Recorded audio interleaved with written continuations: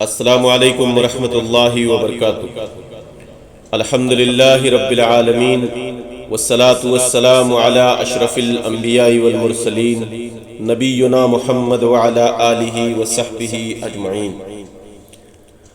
معاشرے کے اندر غیبت، چغلی بہت عام ہوتی جا رہی ہے اور اکثر لوگوں کے ذہن سے اس کی قباحت اور اس کے نقصانات کی جو وعیدیں شریعت نے ہمیں سنائی ہیں وہ چیزیں بھی نکلتی چلی جا رہی ہیں، اور اکثر پڑھے لکھے سمجھدار لوگ، علم رکھنے والے لوگ بھی اس برائی اور قبیح گناہ سے باز نہیں رہ پاتے۔ غیبت کہتے کس کو؟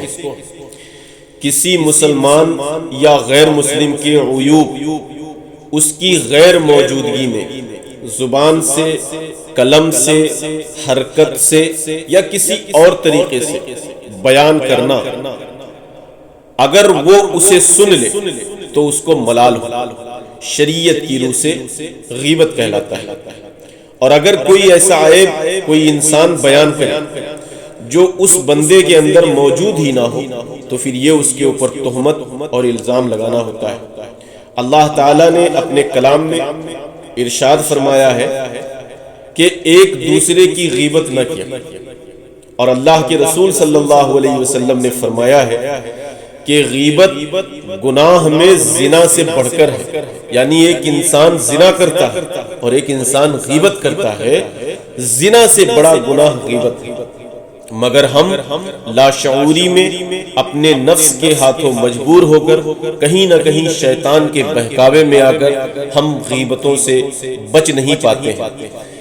میرا یہ پیغام آپ لوگوں کے لیے یہی ہے کہ ان چیزوں پر تھوڑا سا کنٹرول کریں اور دھیان دیں کہ ہماری زبان سے کسی کے لیے غیبت نہ نکلے، کیونکہ ایک غیبت کرنے والا انسان اپنے مسلمان بھائی کا گوشت کھاتا ہے۔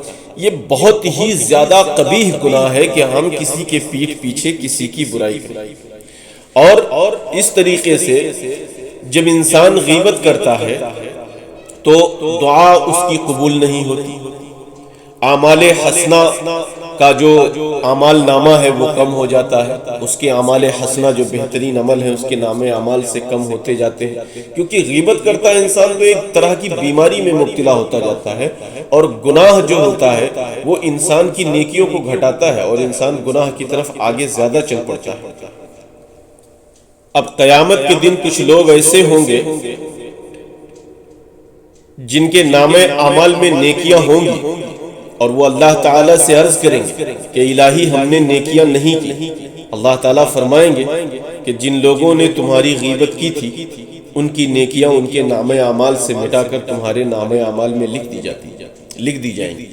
تو غیبت جو ہوتا ہے قیامت کے دن ہماری نیکیوں میں سے جن کی ہم نے غیبت کی ہوگی ادائیگی کی جائے گی، ہماری نیکیوں سے ادائیگی کی جائے گی۔ اور اسی طرح نیکیوں کا قبول نہ ہونا، غیبت کرنے والے لوگ اگر نیکیاں بھی کرتے ہیں تو بعض دفعہ ایسی غیبت لوگ کرتے ہیں اللہ ان کی، اگر وہ نیکیاں بھی کرتے ہیں تو اللہ ان کی نیکیوں کو بھی قبول نہیں کرتا، کیونکہ اللہ رب العزت جو عمل کا مطالبہ ہم سے کرتا ہے وہ پاک اور صاف اور پاک و طاہر عمل کا مطالبہ کرتا ہے۔ چونکہ ہم جب گناہ میں پھنس جاتے ہیں تو ہمارا عمل پاک و طاہر نہیں ہوتا، جس طریقے کا صاف اور شفاف عمل کا اللہ ہم سے مطالبہ کرتا ہے۔ تو نیکیوں کا قبول نہ ہونا، اللہ کے رسول نے فرمایا کہ آگ سوکھی چیز میں اتنی جلدی اثر نہیں کرتی، یعنی کوئی آگ سوکھی چیز کو اتنی جلدی نہیں جلاتی جتنی جلدی بندے کی نیکیوں میں غیبت کا اثر ہوتا ہے۔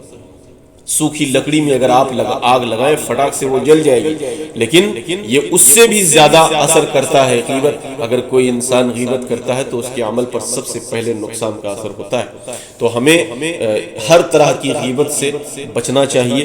میں مختصراً آپ لوگوں کی نصیحت کے لیے یہ پیغام میں نے بہت سے لوگوں سے میں اس چیز کو سنتا ہوں، اور لوگ مجھ سے سوال بھی کرتے ہیں، پوچھتے بھی، اور میں دیکھتا بھی ہوں کہ غیبت سے اچھے خاصے لوگ بھی بچ نہیں پاتے ہیں۔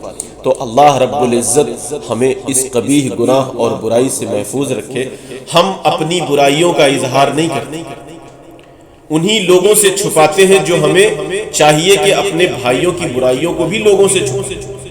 ہم اپنی برائیوں کا اظہار نہیں کرتے، انہیں لوگوں سے چھپاتے ہیں نا. ہم اپنی برائیاں چاہتے ہیں کہ باہر آ جائیں، لوگ ہماری برائیوں سے آگاہ ہو جائیں. تو جس طریقے سے ہم اپنی برائیوں کو لوگوں کے سامنے لانے سے بچتے ہیں یا بیان نہیں کرتے، ہمیں بھی چاہیے کہ اپنے بھائیوں کی برائیوں کو بھی لوگوں سے چھپائیں. جس شرمندگی سے ہم بچنا چاہتے ہیں، ظاہر سی بات ہے دوسرے بھی بچنا چاہتے ہیں. ہم اپنے عیوب پر پردہ ڈالتے ہیں، تو ہمیں بھی چاہیے کہ ہم اپنے بھائیوں کے عیبوں پر پردہ ڈالیں، تاکہ اللہ رب العزت ہم سے خوش ہو کر ہمیں اس دن رسوا ہونے سے بچا دے، جس دن رسوائی کا دن ہو، لوگوں کے اعمال نامے کھلیں گے. تو جب ہم بندوں کے گناہوں پر پردہ ڈالیں گے، بندوں کی برائیوں پر پردہ ڈالیں گے، تو اللہ رب العزت قیامت کے دن ہماری برائیوں پر پردہ ڈالے گا. ہم اپنی غیبت سننا پسند نہیں کرتے اور نہ چاہتے ہیں کہ ہم سے کوئی ناراض رہے. ہمارے دینی بھائی، تو ہمیں بھی چاہیے کہ اپنے دینی بھائی بہنوں کی غیبت نہ کریں. یہ ایسی بیماری ہے جو عام و خاص میں بالکل عام ہے، الا یہ کہ جس پر اللہ کا کرم ہو اور وہ بچ گیا سو بچ گیا، ورنہ ہر عام و خاص اس کے اندر ملوث ہو. جب ہم چاہتے ہیں کہ کوئی ہم سے جھوٹ یا ہمارے متعلق سے کوئی جھوٹی گواہی نہ دے، ہم سے دھوکہ نہ کرے، چغلی نہ کرے، تو ہمیں بھی چاہیے کہ ہم کسی سے جھوٹ نہ کہیں، کسی کی جھوٹی گواہی نہ دے، کسی کو دھوکہ نہ دے، کسی کی چغلی نہ کرے.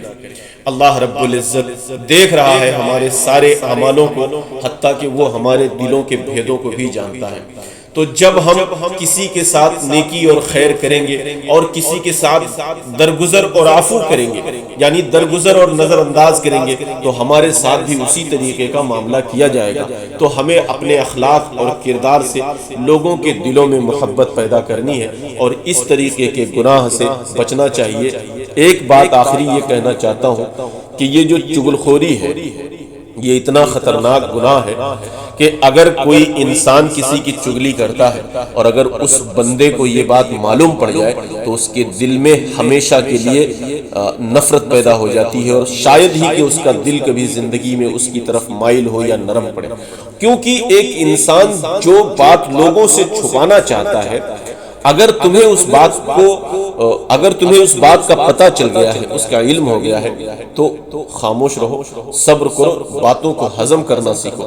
اگر ہم کسی بندے کی کمیاں یا خامیاں یا برائیاں چھپائیں گے، اس پر پردہ ڈالیں گے، یاد رکھو اللہ ہمارے عیبوں پر پردہ ڈالے گا. اللہ تبارک و تعالی ہمیں شیطان کے شر اور فتنوں سے محفوظ رکھے، اور اس طرح کے وسوسوں سے اور اس طرح کے گناہ سے اللہ ہمیں محفوظ رکھے، اور اللہ رب العزت ہمارے اندر جذب پیدا کرے کہ ہم کسی کی بات کو سنیں تو ہضم کر جائیں، اپنے اندر اس کو دبا لے جائیں، کسی بھی اپنے مسلمان بھائی کے گوشت کے کھانے کا سبب نہ بنے، تاکہ ہم جو ہے قیامت کے دن بھی نجات پائیں اور اللہ کے رحم و کرم کے بھی مستحق ہوں. اللہ رب العزت ہم سب کو اس طرح کے برے گناہ سے اور شیطانی جو ہے پیروکاری سے اللہ ہمیں محفوظ رکھے، اور ہم تمام مسلمان بھائیوں کی عزت و آبرو کے حق کو ادا کرنے والے ویسے ہی بن جائے جیسے اللہ رب العزت نے ہمارے اوپر ایک مسلمان کا حق دوسرے مسلمان پر رکھا ہے. اللہ تعالی ہم سب کو اس طرح کے کاموں سے محفوظ رکھے اور ہمیں نیک اور صالح اعمال کرنے کی توفیق عطا فرمائے، ایسے اعمال جس سے اللہ راضی ہوتا ہے، اللہ خوش ہوتا ہے. جب تک ہم زندہ رہیں، سچ بولتے رہیں، جھوٹ سے بچتے رہیں، کلمہ توحید کو بلند کرتے رہیں، شرک سے بچتے رہیں، اور اسی حالت میں ہم پر موت آ جائے کہ اللہ ہم سے راضی ہو، ہم اللہ سے راضی ہوں. آمین. تقبل یا رب العالمین. صلی اللہ علی نبینا محمد وعلی آلہ وصحبہ اجمعین. السلام علیکم ورحمۃ اللہ وبرکاتہ.